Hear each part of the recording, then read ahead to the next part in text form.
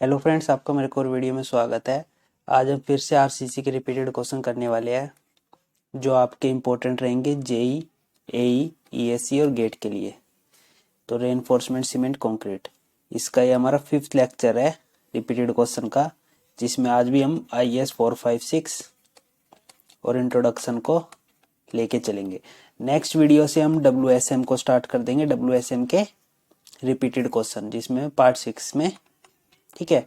और फिर हम LSM के रिपीटेड क्वेश्चन स्टार्ट कर देंगे। फिर हमारी T beam, L beam, shear, सारे टॉपिक ऐसे चलते रहेंगे continue.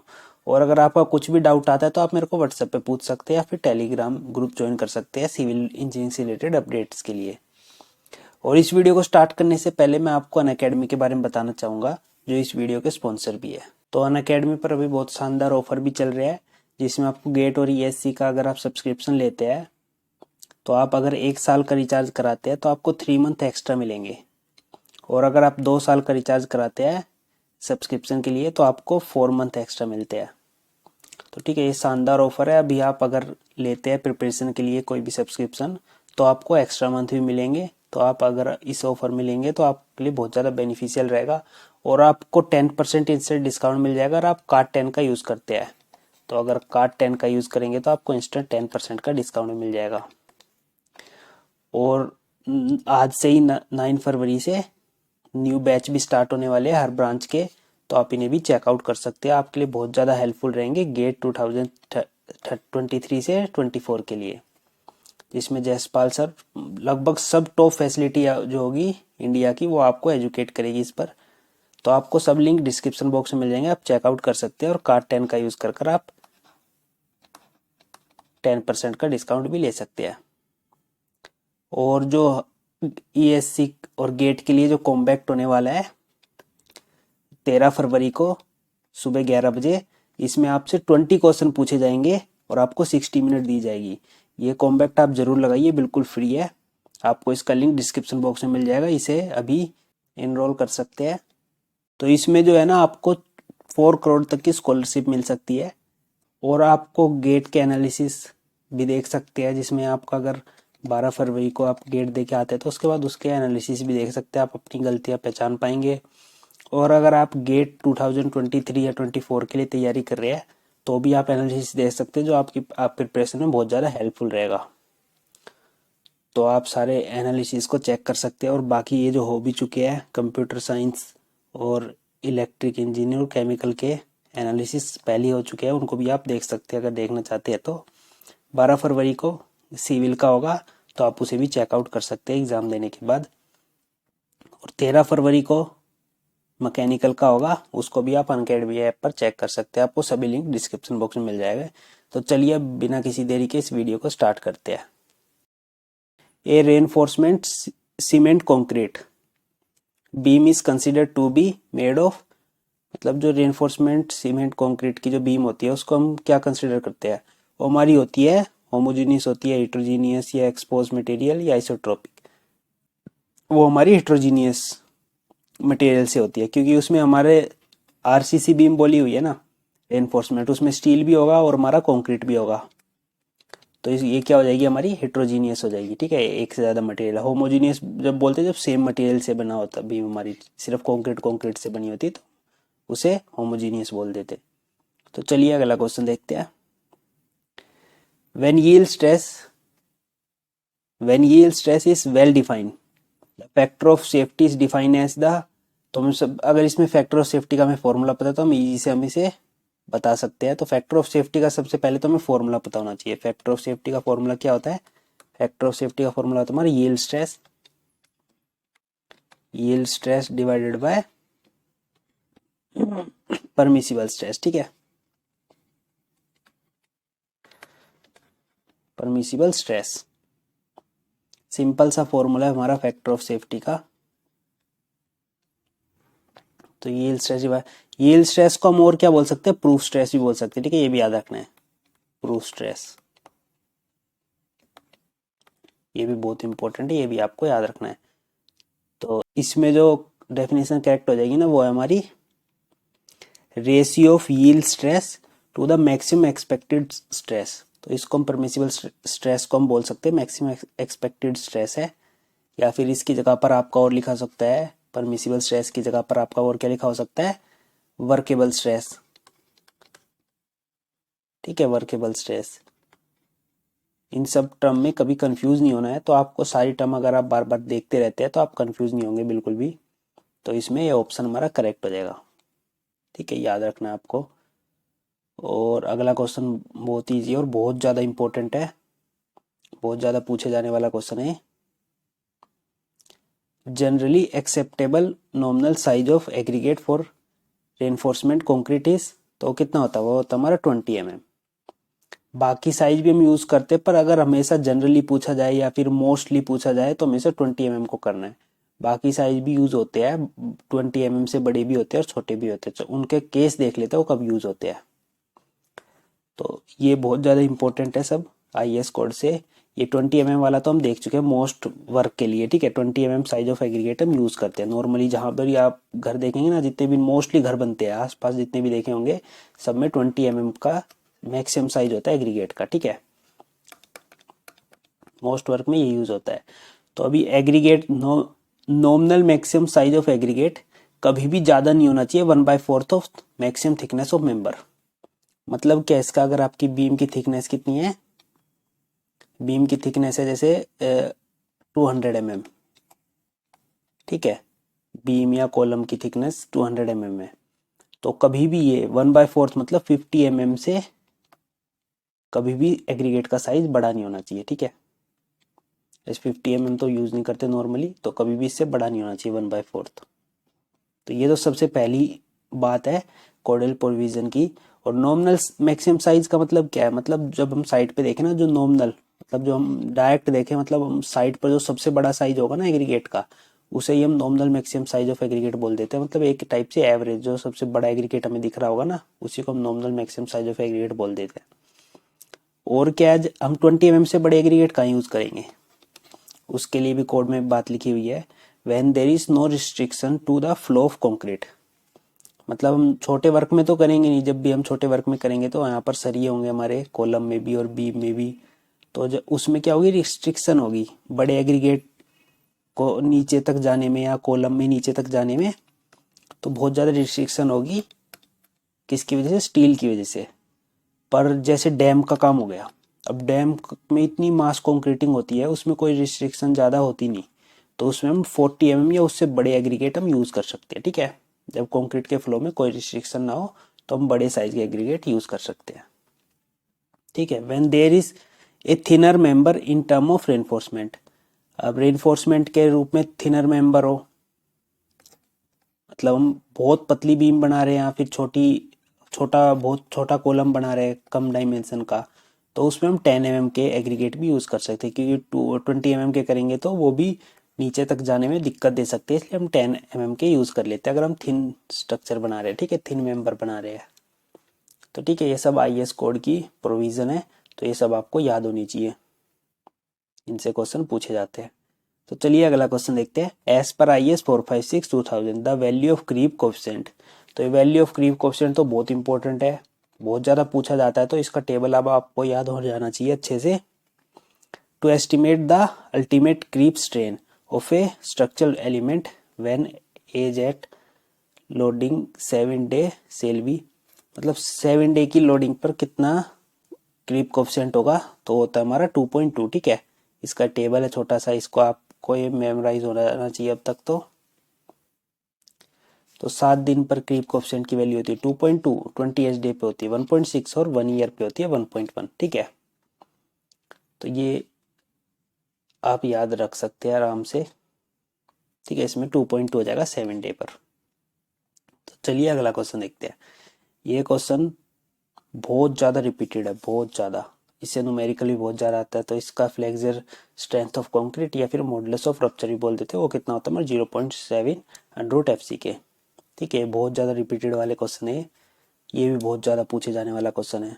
Modulus of elasticity of concrete can be assume as 5000 √FC के। आसान क्वेश्चन थे, बहुत ज़्यादा पूछे जा रहे हैं, इसलिए मैं दोबारा लेके आ गया, क्योंकि अगले से हम WSM, अगले पार्ट से WSM के क्वेश्चन करेंगे, फिर LSM के, तो इस वीडियो में जितने ज़्यादा हो सकते हैं हम रिपीटेड वाले करके ख़त्म करेंगे। तो as per IS 456 2000 maximum cement content in RCC shall be, maximum cement content है किसी भी RCC के स्ट्रक्चर में, वो कितना हो सकता है? तो ये याद रखना है आपको, ये भी इंपॉर्टेंट क्वेश्चन है एक। तो होता है हमारा 450 kg पर मीटर क्यूब। ठीक है, 1 मीटर क्यूब के कंक्रीट में मैक्सिमम जो है सीमेंट कंटेंट 450 kg तक ही हो सकता है। उससे ज़्यादा करेंगे तो बहुत ज़्यादा हार्मफुल हो सकता है वो स्ट्रक्चर के लिए, क्रैक्स पड़ सकते हैं। ठीक है, और जो मिनिमम है वो कितना होता है? वो होता है 300 kg पर मीटर क्यूब। ठीक है, मिनिमम भी याद रखना, ये मिनिमम होता है, इससे कम सीमेंट कंटेंट हम यूज़ नहीं करते।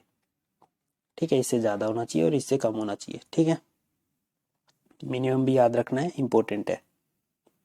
तो चलिए अगला क्वेश्चन देखते हैं। What is the very first crack that occur in any RCC member specially if constructed during summer.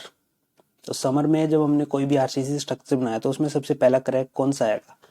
वो क्रैक आएगा हमारा श्रिंकेज क्रैक, क्योंकि समर पहली बोल दिया है समर में, तो क्या होगी? श्रिंकेज ज़्यादा होगी, मतलब पानी ज़्यादा तेज़ी से एवेपोरेट होगा, तो श्रिंकेज क्रैक होने की संभावना जो है ना वो ज़्यादा हो जाएगी इसमें। ठीक है, पानी उड़ेगा तो मतलब श्रिंकेज क्रैक आ सकता है इसमें। ठीक है, आसान क्वेश्चन था ये भी। तो चलिए अगला क्वेश्चन देखते हैं। ये हमारा CT का क्वेश्चन है। ठीक है, CT कंक्रीट टेक्नोलॉजी में बहुत ज़्यादा पूछा जाता है, RCC में भी आ जाता है। S a general guidance the maximum permissible free fall of concrete while placing में टेकन एस, मतलब जब कंक्रीट को प्लेस करते हैं तो उसमें जो मैक्सिमम परमिसिबल फ्री फॉल है, मतलब कंक्रीट को मतलब फ्री फॉल करने का तसले में लाके कर रहे हैं पैन में। ठीक है, पैन में लाके हम कंक्रीट को गिरा रहे हैं कॉलम में, कॉलम की जैसे फॉर्म वर्क चल रहा है तो उसमें कर रहे हैं, कॉलम की कास्टिंग चल रही है या फिर कुछ बीम की कास्टिंग चल रही है। जो फ्री फॉल जो मैक्सिमम होती है ना वो 1 मीटर टू 1.5 मीटर।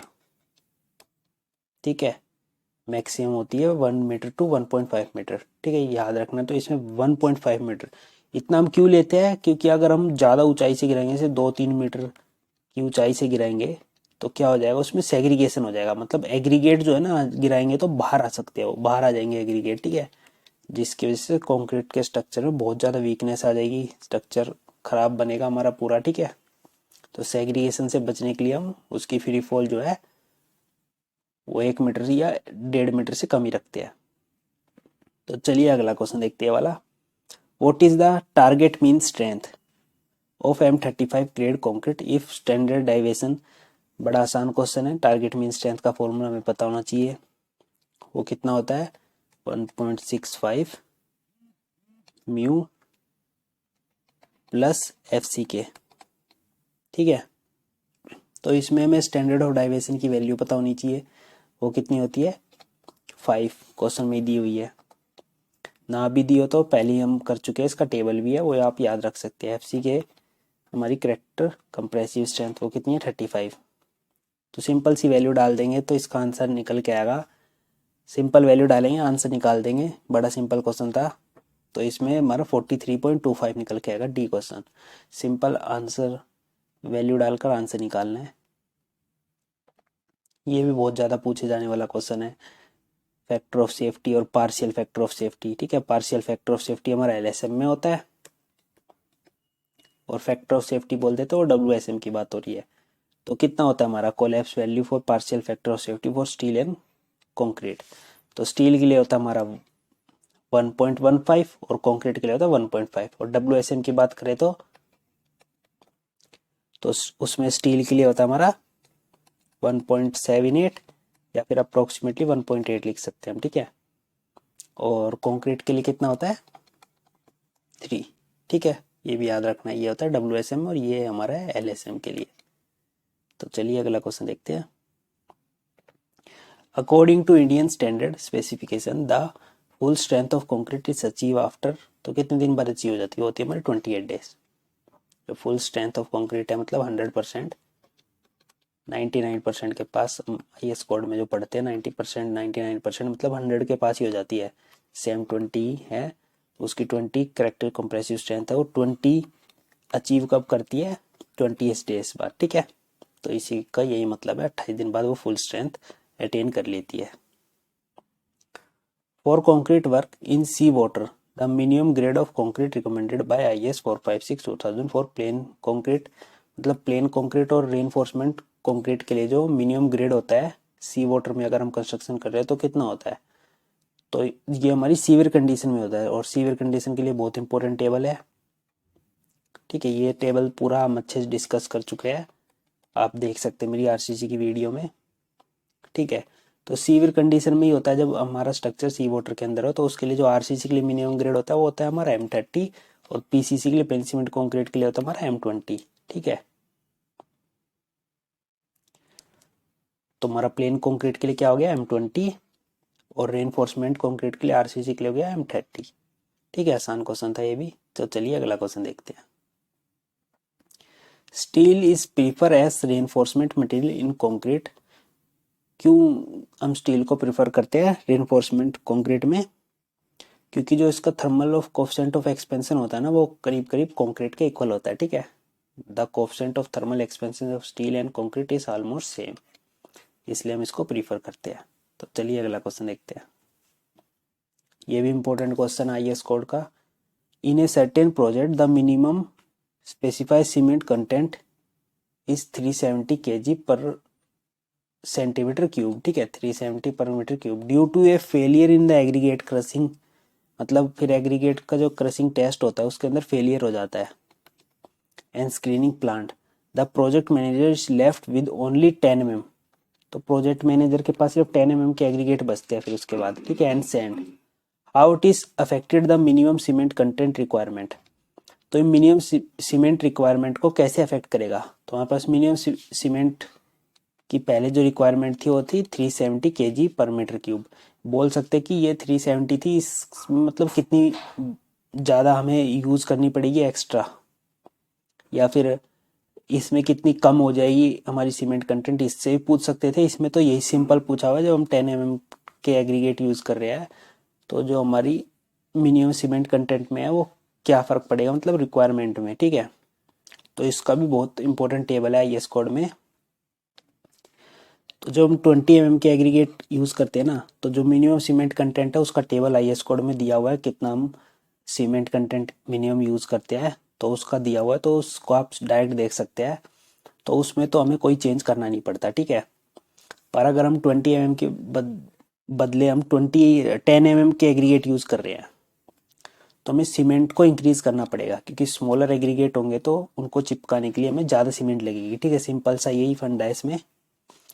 तो ज़्यादा सीमेंट लगेगी तो उसमें हमें इंक्रीज करनी पड़ेगी सीमेंट, वो कितनी इंक्रीज करनी पड़ेगी, 40 kg पर मीटर क्यूब, ठीक है।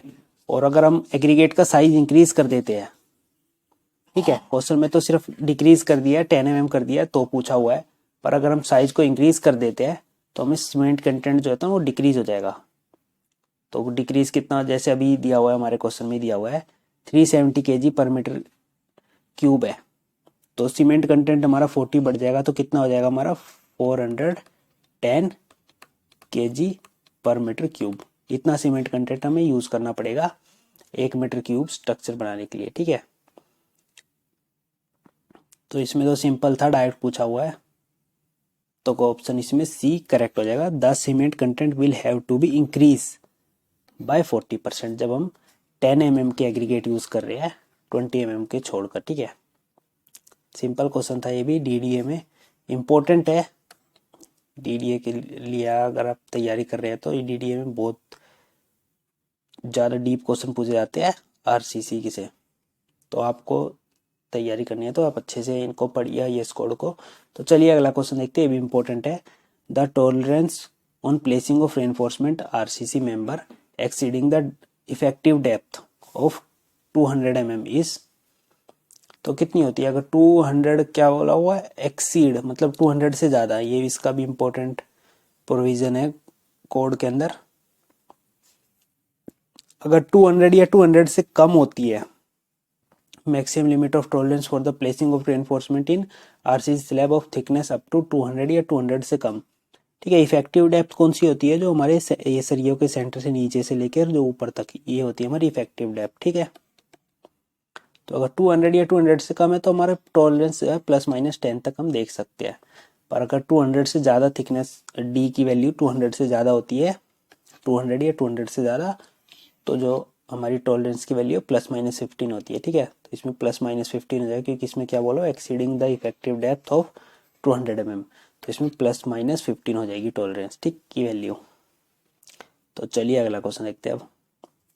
Nominal cover to reinforcement is provided to, जो नॉमिनल कवर हम प्रोवाइड करते हैं, जैसे हमारा है ये सरिया है, जो नॉमिनल कवर हम प्रोवाइड करते हैं, वो क्यों प्रोवाइड करते हैं, तो उसके रीज़न है, वो प्रोवाइड करते हैं हम protect the reinforcement against corrosion. जो सरिये होते हैं हमारे, उनको जंग से बचाने के लिए, कोरोजन से बचाने के लिए। ठीक है। प्रोवाइड शियर रेसिस्टेंस, तो ये ऑप्शन नहीं होगा हमारा, बाकी सारे हो जाएंगे। ठीक है। Protect reinforcement against fire, fire से बचाने के लिए। Develop sufficient bond strength along surface area of reinforcement, मतलब बॉन्ड स्ट्रेंथ अच्छे बने, मतलब कंक्रीट के सरफेस के साथ अच्छे से बॉन्ड स्ट्रेंथ बनाए, तो इसके लिए भी। ठीक है। तो इसमें जो हमारा ऑप्शन है ना, हमारा सी ऑप्शन करेक्ट हो जाएगा। सिर्फ जो है ना प्रोवाइड शियर रेसिस्टेंस, इसको छोड़कर बाकी सारे ऑप्शन हमारे करेक्ट है इसमें। तो चलिए अगला क्वेश्चन देखते हैं। Ordinary concrete is not use for concrete, ordinary concrete हम इनमें से किसके लिए यूज नहीं करते। ऑर्डिनरी कंक्रीट का ग्रेड हमें पता होना चाहिए, M10 से M20 तक होता है। ठीक है। ये रहा, ऑर्डिनरी कंक्रीट में कौन से आते हैं, M10 आता है, M15 आता है और M20 आता है। तो उसमें M40 दिया हो तो वो ऑर्डिनरी कंक्रीट में आता नहीं है, तो वो ऑप्शन हमारा गलत, मतलब ये नोट यूज करते हैं हम इसको, फिर हम यूज नहीं करते, इसमें ऑप्शन डी हमारा सही हो जाएगा।